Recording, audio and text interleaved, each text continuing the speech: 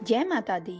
गुप्त नवरात्रि के दौरान माँ छिन्नमस्ता की पूजा का अत्यंत विशेष महत्व है। वे 10 महाविद्याओं में से छठी विद्या मानी जाती हैं। माँ छिन्नमस्ता का स्वरूप जितना डरावना और रहस्यमय दिखता है, उसका अर्थ उतना ही गहरा और आध्यात्मिक है। माँ छिन्नमस्ता को माता पार्वती का ही स्वरूप माना जाता है, जो कि काफी उग्र रूप में रहती हैं। हिंदू धर्म में सभी देवताओं के अवतार को अलग अलग पौराणिक कथाएं प्रचलित हैं। छिन्नमस्ता माता को माँ पार्वती का स्वरूप माना जाता है, जो कि काफी उग्र रूप में रहती हैं। छिन्नमस्ता माता के एक हाथ में स्वयं का ही कटा हुआ सिर रखा होता है। ऐसी मान्यता है कि माँ के इस रूप की सच्ची श्रद्धा से उपासना करने से भक्तों की सभी मनोकामनाएं पूरी होती हैं। जीवन के सभी कष्टों का निवारण हो जाता है। जीवन के बड़े से बड़े परेशानी, भय, क्लेश दूर हो जाते हैं। माँ पार्वती के छिन्नमस्ता स्वरूप की पौराणिक कथाएं शास्त्रों में मिलती हैं। पौराणिक कथाओं के अनुसार एक बार माता पार्वती ने अपनी 2 सहचरियों के साथ भ्रमण पर निकली। इस दौरान माता पार्वती के रास्ते में मंदाकिनी नदी में स्नान करने की इच्छा होने लगी, तो वह सोचने लगी, क्यों ना इस नदी में स्नान कर लिया जाए। माँ पार्वती ने अपनी सहचरियों से भी स्नान करने के लिए कहा, परंतु दोनों ने स्नान करने से मना कर दिया। वे कहने लगी कि मेरी भी इच्छा नहीं हो रही है कि मैं मंदाकिनी नदी में स्नान करूं, और कहा कि उनको भूख लग रही है, इसलिए अभी वह स्नान नहीं करना चाहती। इस पर माता पार्वती ने उनको कुछ देर आराम करने के लिए कह दिया कि तुम लोग यहीं आराम करो और मैं स्नान करने के लिए जाती हूँ। माता पार्वती स्नान करने के लिए चली गई। माँ काफी देर तक स्नान करती रही। इसी बीच दोनों सहचरी कहती रही कि उनको भूख लग रही है, उनको भूख लग रही है, हमें भूख लग रही है माता, कुछ खाने को दो। लेकिन माता ने दोनों की बातों को अनसुना कर दिया। इस पर उनकी दोनों सहचरियों ने माता से कहा, माता, माँ तो अपने शिशु को पेट भरने के लिए अपना रक्त तक पिला देती हैं, परंतु आप हमारी भूख के लिए कुछ भी नहीं कर रही हैं। आप हम लोगों की बातों को अनसुना कर रही हैं। आप कितनी देर से स्नान कर रही हैं। यह बात सुनकर माता पार्वती को क्रोध आ गया और वह नदी से बाहर आकर खड्ग का आह्वान करने लगी। खड्ग जो एक शस्त्र होता है, उन्होंने खड्ग का आह्वान करके अपने सिर को काट दिया, जिससे उनके धड़ से रक्त की 3 धाराएं निकलने लगी। 2 धाराएं दोनों सहचरियों के मुंह में गिरती हैं और तीसरी धारा माँ के स्वयं के मुख में गिरती है। इससे सभी देवताओं के बीच में कोहराम मच जाता है, जिसके बाद भगवान शिव कवंद का रूप धारण करके देवी के प्रचंड रूप को शांत करते हैं। तब से माँ पार्वती के इस रूप को छिन्नमस्ता के नाम से जाना जाने लगा। गुप्त नवरात्रि में माता छिन्नमस्ता की पूजा उपासना की जाती है। सनातन शास्त्र में माँ को सर्व सिद्धि पूर्ण करने वाली अधिष्ठात्री माना जाता है। माँ की श्रद्धा पूर्वक पूजा करने से साधक की सभी मनोकामनाएं पूरी होती हैं। माँ छिन्नमस्ता के रूप की चर्चा शिव पुराण में और मार्कंडेय पुराण में भी देखने को मिलती है। देवी चंडी ने राक्षसों का संहार करके देवताओं को विजय दिलाई थी। छिन्नमस्ता जयंती के दिन भी माता का व्रत रख के व्यक्ति पूजा करते हैं और अपनी मनोकामनाओं को पूरा करते हैं। माँ छिन्नमस्ता चिंताओं का हरण करने वाली देवी हैं। देवी के गले में हड्डियों की माला मौजूद है और कंधे पर युगोपवीत है। शांत भाव से देवी की आराधना करने पर शांत स्वरूप में माता प्रकट होती हैं, लेकिन उग्र रूप में पूजा करने से वह उग्र रूप धारण करती हैं। दिशाएं इनके शस्त्र हैं। साथ ही देवी छिन्नमस्ता की नाभि में योनि चक्र पाया जाता है। देवी की आराधना दिवाली के दिन से शुरू की जाती है।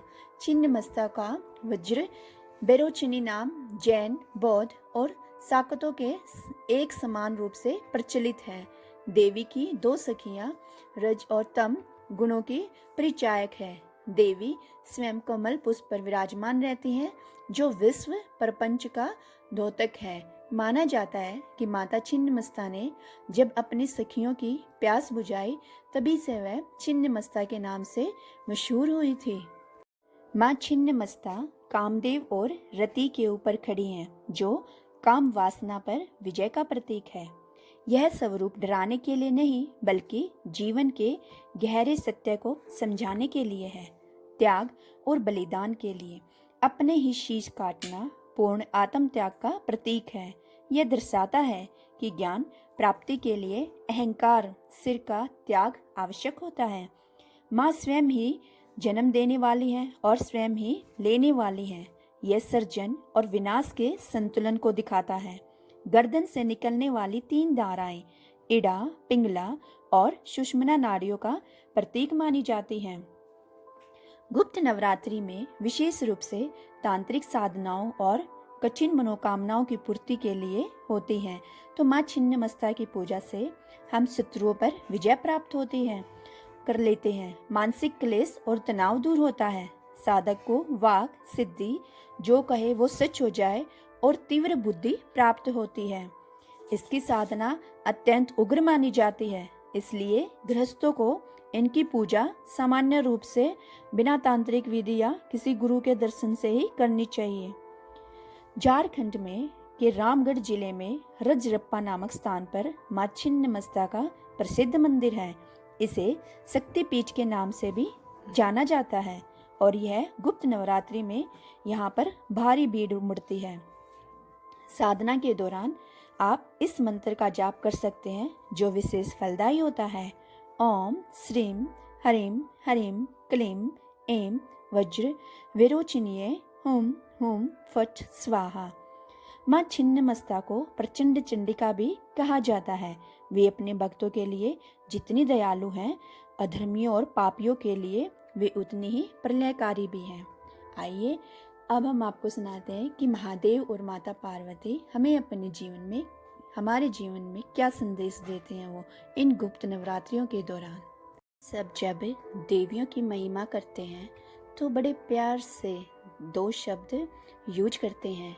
एक उनको माँ कहते हैं और दूसरा उनको शक्ति कहते हैं।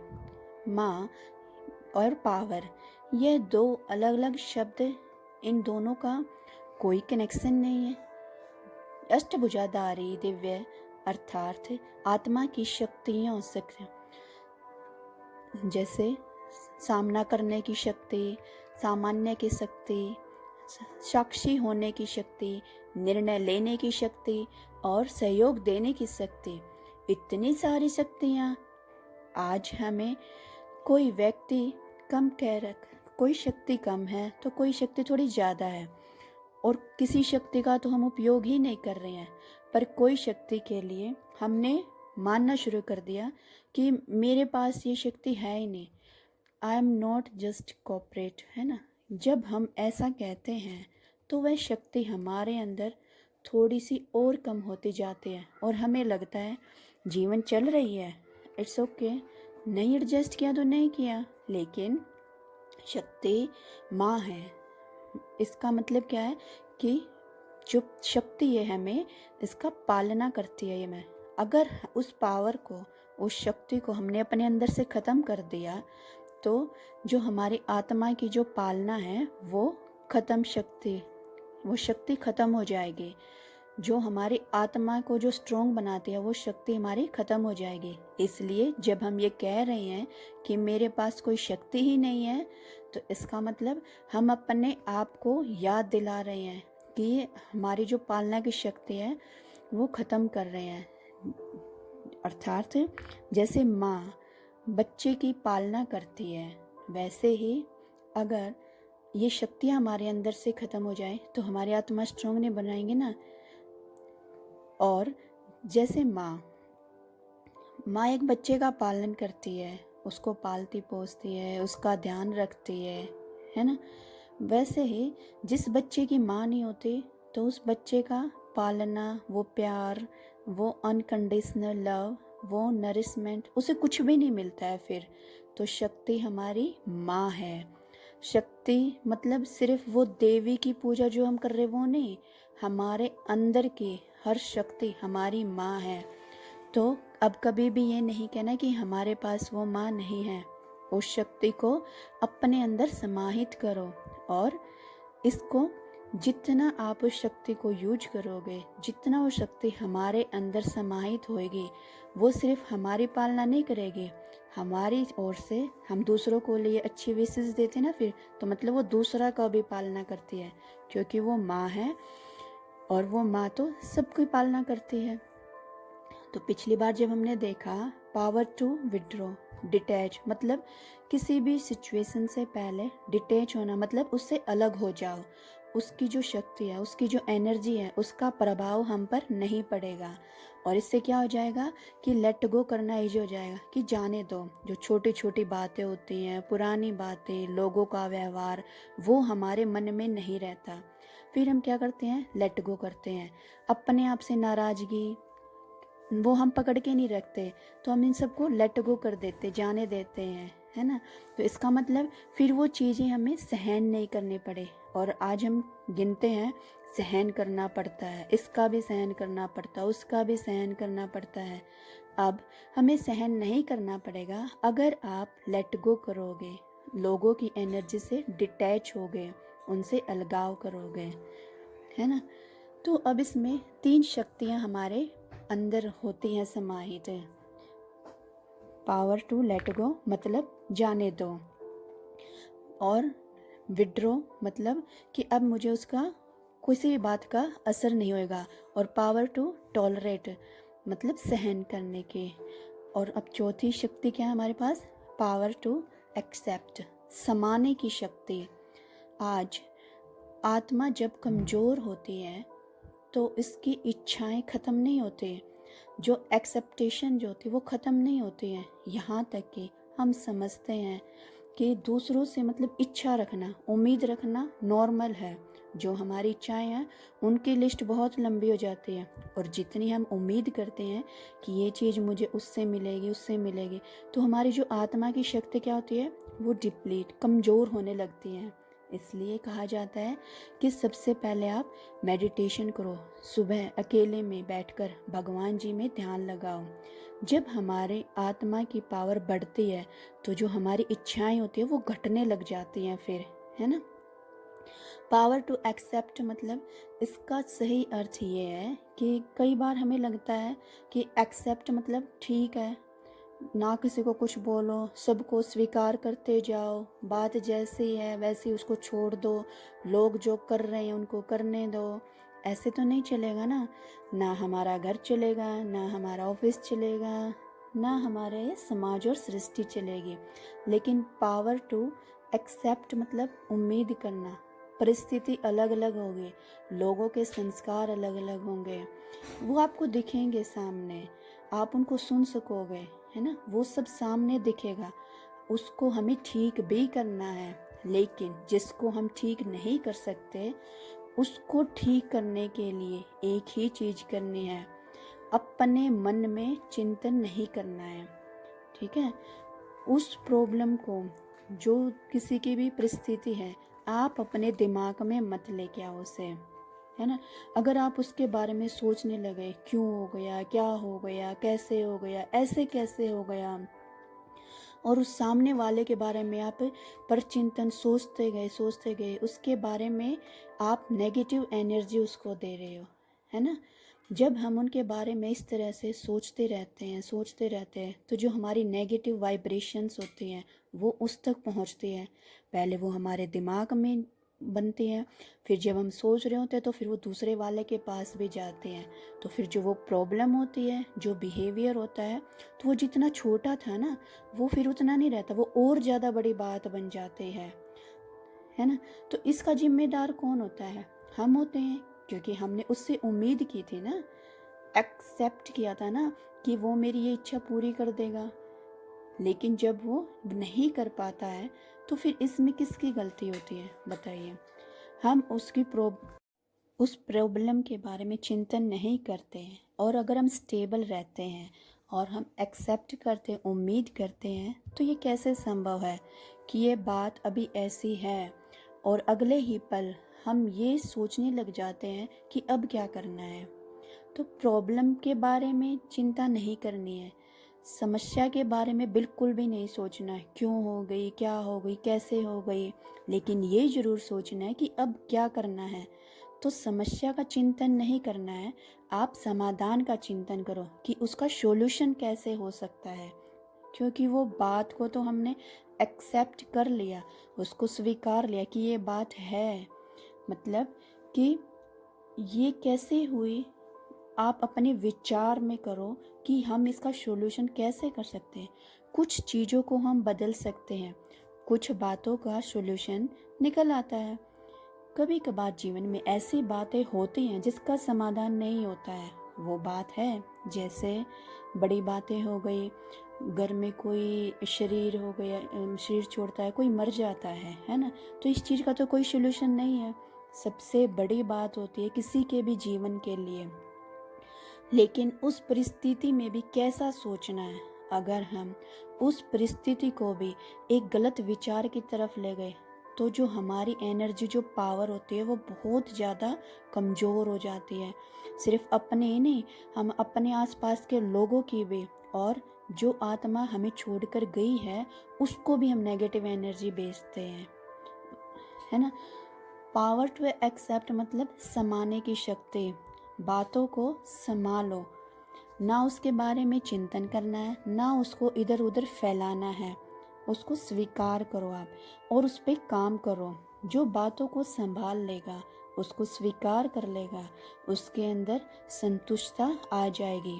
आज हम अपने आप को चेक करते हैं, सब कुछ है हमारे पास है, हमने जो हमारे गोल्स थे वो भी अचीव कर लिया, हमारे घर में भी सब कुछ अच्छा है, लेकिन सब कुछ होने के बाद भी हमारे अंदर मेजॉरिटी जो लोग होते हैं वो कहते हैं कि हमारे अंदर कुछ खाली है।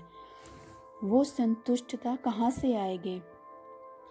इसका मतलब हमें ये नहीं पता कि बाहर से क्या परफेक्ट दिख रहा है। अगर सब कुछ जीवन में परफेक्ट है, आपका काम, आपका परिवार, आपकी हेल्थ, सब कुछ भी अगर आपके परफेक्ट है, तो भी आपकी लाइफ में जो कंटेंट है वो परफेक्ट नहीं होंगे अगर आपकी आत्मा की शक्ति घटी हुई है तो।